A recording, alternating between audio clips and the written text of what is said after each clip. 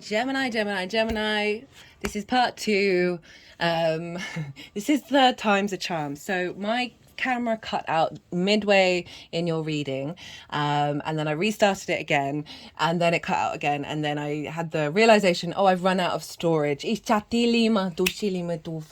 this is so linked in to your reading. It's wild. Okay, so I got as far as sort of saying that when cards are like this, they're neither fully upright nor fully in reverse. So it's we're working through this energy, and these are very karmic cards, right? And so this is the 10 of Wands. This is a sense of burden, of responsibility, of many things that you feel like you have to do. And we can have many things and we can have so much energy around being able to do them, but this figure is highlighting the fact that sometimes we feel very heavy, we feel overburdened, beast of burden, and overwhelmed, and with their figure, they're so hunched over, their spine is crooked, and they can't even see that it's a beautiful day, right? And so there's this element of, in the private life, in the home life, of overwhelm, right? Of all the possible things that need to be done. And with this, we've got the 10 of Swords, which is a mobilization. So with this pressure, there's your freezing, your mind is stopping you from being able to get up and do these things. And these swords are all along the spine, and we have a lot of karma in our spine, and a lot of trauma there. So we've got both difficult spine energy. But overall, what is this saying? This is saying that you've been working through realizing that this heaviness, this sort of limitations, aren't serving you. And because we're dealing with the fourth house here, there's a lot of ancestral energy and past life energy that can come through. Where we do a lot of transmuting of energy for the ancestors. Perhaps they felt all of these things, like so overworked that they could never feel free and at ease and in flow in their home life. And so what's come with this is the Six of Pentacles with the Knight of Swords. And the six is a very protected energy. This is about rebalancing. You see the scales. This figure is giving a nourishment to these individuals to get them out of a rut. So you've been working on this. And so the fact that the storage space was full on my phone was like so at capacity, that there's a clarity coming through of cutting through that. Clearing through the heaviness, and lightening the load. And with this assistance, right, this can be your higher self, this can be another figure in your life who's come along and said, hey, like, how about doing it in this way? But whatever it is, whether it's a person or not, it's an energy that's come through that is bringing balance back into your life, bringing new ways of looking at your 3D environment, the earth energy. And the Knight of Swords, very Gemini energy, is knights embody their suit, they embody their element, and this is swords, this is ideas and constructs. You're now embodying these new constructs, and you're taking action and feeling your way out and through this labyrinth.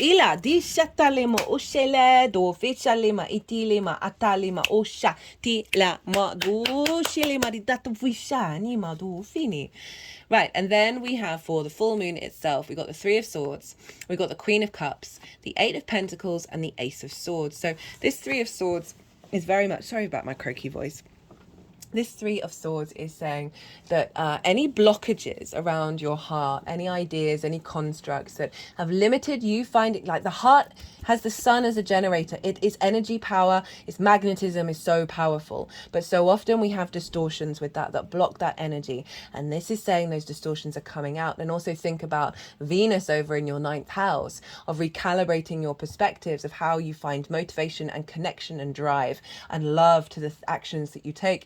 With that conjunction with Mars, that there's this this releasing of blockages that's bringing more energy into your life. Because when we connect through love, we have far more motivation to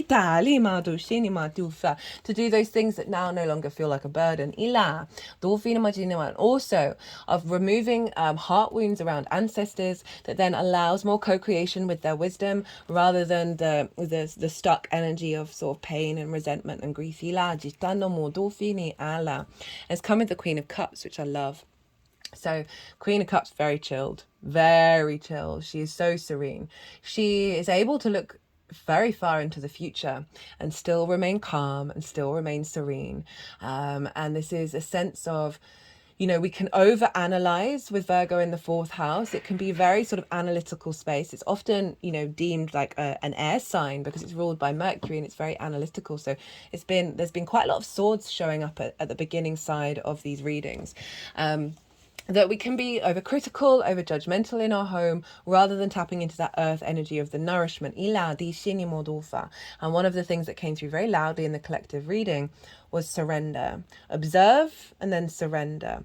And this is all about observing, seeing, having a sense of knowing of what's going to happen in the future, not fearing about it, and then nourishing your intuition, nourishing yourself in your home space, and creating a real sense of warmth and connection in your home that isn't full of the anxiety of everything else, right? Of keeping those swords and those wands out of that beautiful home space, and then allowing cultivation of your intuition, because you're getting a boost around that, of being able to understand what actions intuitively you want to take in your home that is facilitating a strengthening of foundations that's then building towards this elevation of your career.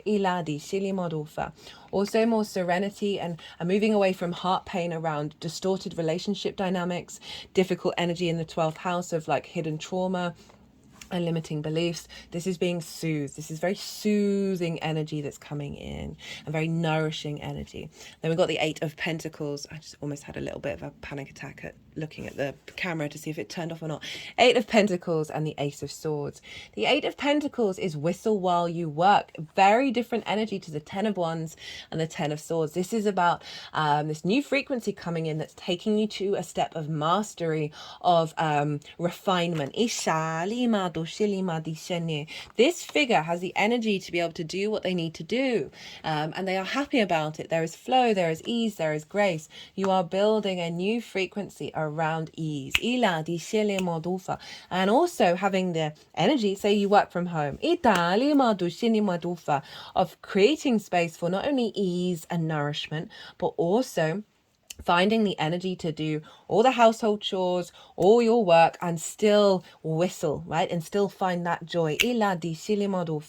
This can also be about having ideas, inspirational, intuitive ideas about your work, about mastering your life purpose. And it's come with the Ace of Swords. Now I see this as clarity, of divine inspiration, and harnessing, moving from that Ten of Swords. We've now got a renewal of energy, of a new frequency, and that's giving you a higher perspective, that's giving you a sense of sovereignty in your being, a cutting through the heaviness, cutting through the weight of everything, and instead bringing about clarity of the vision of your how to embody your intuition. And as I said, new ideas about the rest of your chart, right? You're strengthening these foundations. You're more at ease there. There's more flow. So this is able for you to get creative and playful with other areas of your life, as well as like sudden lightning bolt ideas that is strengthening your clarity to be able to utilize the magic within your soul. Now, let's see how this is unfolding. Got a lot of sword energy showing up. We've got the King of Swords now. So we've moved from the Knight to the King. Got the Queen of Wands. I love this in relation to the Ten of Wands. This is... Right, so... We've got the Ten of Wands, the Queen of Wands, the Ten of Swords, the King of Swords. So you have moved on from this heaviness, this burden, to a sense of sovereignty. And command within yourself. We've also got the Two of Cups and Saturn, the World card. So the King of Swords. So building on these inspirational ideas, you are able to act with clarity in your home, not distortion, not immobilization. This is an acting card. Kings act on the nourishment of the queens. They're very mature, they're very sovereign in nature. There is clarity, there is vision, and the decision, the decisiveness of being able to act on this. Of harnessing your magic again and putting it into manifestation work and action. And then we've got the Queen of Wands. So we've got that independent fiery spirit of the queen who has this lucky black cat, and the sunflower that always knows where to get the most light. So rather than the burden, she knows the skills and the tools in order to utilize, in order to receive the nourishment that she needs. It's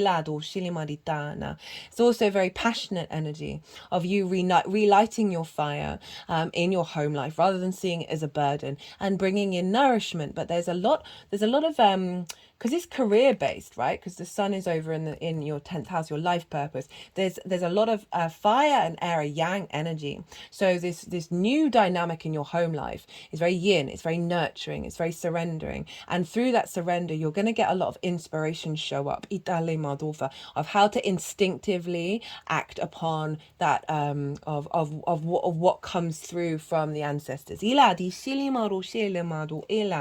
But very confident energy, very secure in yourself, and very not necessarily affected by external energies. And we've got the Two of Cups and the World card. Now, the Two of Cups is about union, is about respect and dignity. They are eye to eye. They are equal in nature. So we've got the feminine, masculine, and spirit. We've got the lion with the wings here, which is saying a union within your foundational space, a sense of balance and harmony here. Of emotional flow, of intuitive flow that's in alignment with every part of you. Rather than fighting it, rather than being in discord. More love is coming into your home space. This can be about potentially a loved one that you live with, that is building on this. But I like to focus on the energy of you.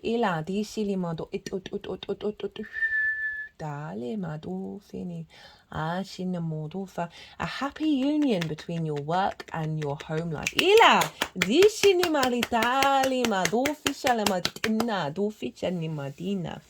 The world. So this is Saturn, and Saturn's going to be in your 10th house until February 2026. And this is know thyself, and the world will open up to you. And you've got swords here, you've got clarity of understanding self, of clearing yourself of limitations, of constructs that are to do with you, but also not to do with you, to do with ancestor work, past life energy. And there's a sense of liberation here. The more that you know yourself, the less boundaries that you need, the more the world and the universe expands. This is Saturn, so there's a level of, through this healthy dynamic that is coming up in your 4th house, right? You are then able to expand into the world from a very grounded energy. But just generally feeling confident and comfortable being yourself, embodying yourself in your home life. Okay, let's get some clarifiers for you, Gemini. Thought that might show up. We've got the Emperor. Order, logic, stability, plans.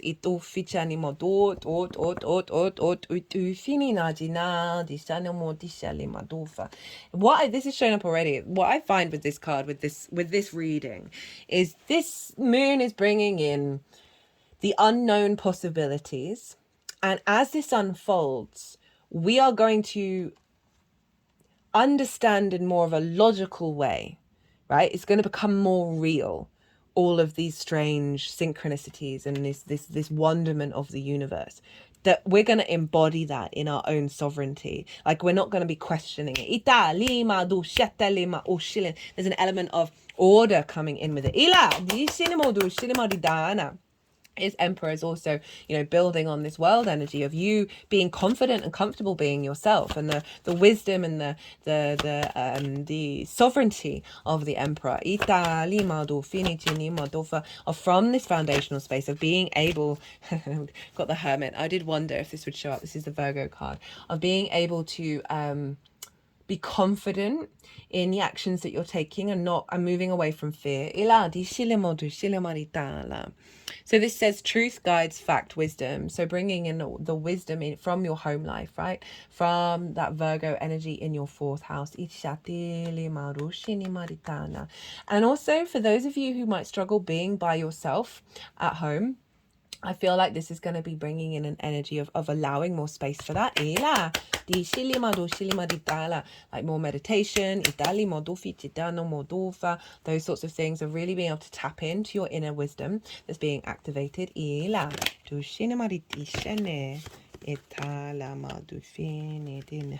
Got nature and perspective. So realigning with your true nature, and being able to utilize that Virgo perspective without letting it control you. And because we're opening up the fact that the universe is has both known and unknown, of being able to hold many different perspectives. New beginnings. Yeah, I definitely feel that. And intuition.